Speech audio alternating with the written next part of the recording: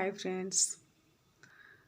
आज के इस वीडियो में मैं एक मेजर फिजिकल डिफॉर्मिटीज़ की चर्चा कर रही हूँ जो हम लोगों के बीच में एक कॉमन चैलेंज के रूप में आता है और उसका नाम है नॉक नी।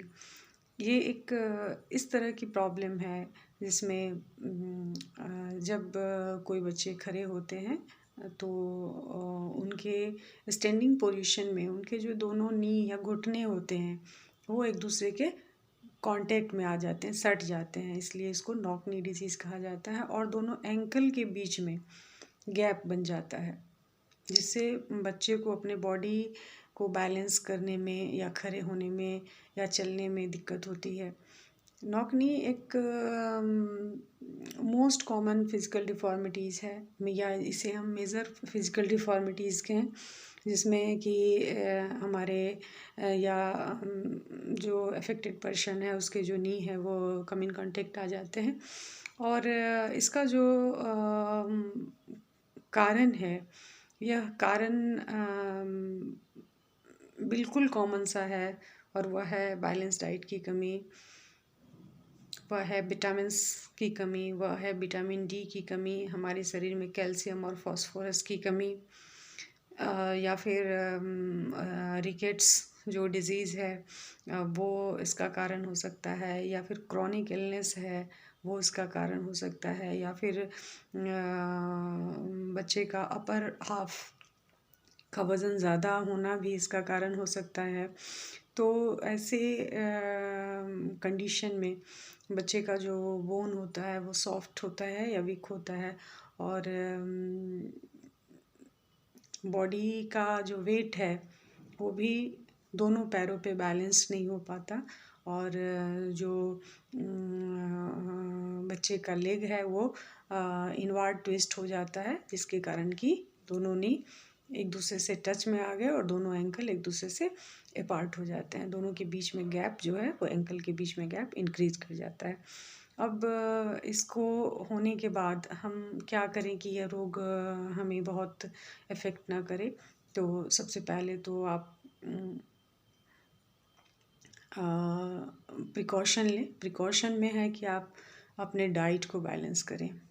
मैं डे वन से रिक्वेस्ट कर रही हूँ कि आप चाहे किसी भी एज ग्रुप के हों, हमारे सुनने वाले लोग बच्चे हों, बड़े हों, या किसी बच्चे के केयरिंग स्टाफ हों, या केयरिंग मदर हों, या केयरिंग रिलेटिव हों, तो चाहे आप बच्चे का कर रहे हैं तो बच्चे को भी बैलेंस डाइट दें, खुद का कर रहे हैं तो खुद को भी बैलेंस डाइट ज़रूर दें।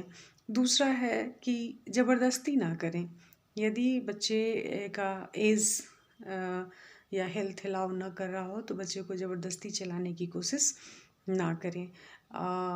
नेक्स्ट है उसके बाद कि अब यदि हो गया तो हम क्या कर सकते हैं। तो सबसे पहले तो आप अपने बच्चे को जिस किसी भी चीज़ की डिफिशेंसी उसकी बॉडी में है, either any of vitamins A to K, कोई भी विटामिन की कमी यदि उसकी बॉडी में है तो उसे आप डाइट सप्लीमेंट के द्वारा देने की कोशिश करें। उसके साथ ही साथ आप उसमें कॉन्फिडेंस जगाएं। कॉन्फिडेंस कि कोई भी काम करना है तो आप कहें कि हाँ, yes you can do it. उसके बाद यदि उस बच्चे में हिम्मत हो गई कि वो कर सकता है, तब आप उसे छोटे छोटे योगा और आसन्स जैसे पद्मासन है, गोमुखासन है, वो रेगुलरली फॉलो करवा सकते हैं। और जब उसको थोड़ा थोड़ा अपने में चेंज आना शुरू होगा, थोड़ा थोड़ा कॉन्फिडेंस आना शुरू होगा, तो देखिएगा कि फिर उस पर वो कैसे विजय करता है, वो खुद को कैसे कवर करने की कोशिश करता है। 100% हो चाहे नहीं हो, बच्चा अपने को उस पोजीशन से उबार लेता है। केवल बच्चे में कॉन्फिडेंस जगाइए। उसके बाद आता है कि जब बच्चा वॉक कर रहा हो और उसके जो लोअर हाफ है वो वीक हैं, तो निश्चित रूप से उसको वॉकिंग कैलिपर्स ज़रूर दें, जिससे कि उसके दोनों पैरों के बीच में एक गैप बना रहे और ये उसके लिए बेनिफिशियल होगा। इसके साथ ही साथ आपको किसी अच्छे डॉक्टर से भी कंसल्ट करना चाहिए, जो आपको तत्काल कुछ उपाय ज़रूर बताएंगे जिससे बच्चे को फ़ायदा हो। और बच्चे के दोनों पैर को इरेक्ट रखने के लिए जब बच्चा सोया हुआ हो या लाइंग पोजीशन में हो तो आप एक पिलो को उसके दोनों पैरों के बीच में ज़रूर डाल दें, जिससे कि उसके नी के बीच में एक गैप बना रहेगा और आपकी थोड़ी सी मेहनत से बच्चे का हेल्थ कवर हो जाएगा। और यदि आपको लगे कि आपसे नहीं मैनेज हो रहा है तो आप किसी न किसी सपोर्टिव एलिमेंट, चाहे वो काउंसलर हो, चाहे वह ट्रेनर हो, चाहे वह डॉक्टर हो, चाहे वह नर्सेज ही क्यों ना हो, आप उनसे कंसल्ट ज़रूर करें। उससे आपको एक ट्रिक मिल जाएगा कि आपको कैसे रखना है और फिर आप उसको फॉलो कर लेंगे। Thank you.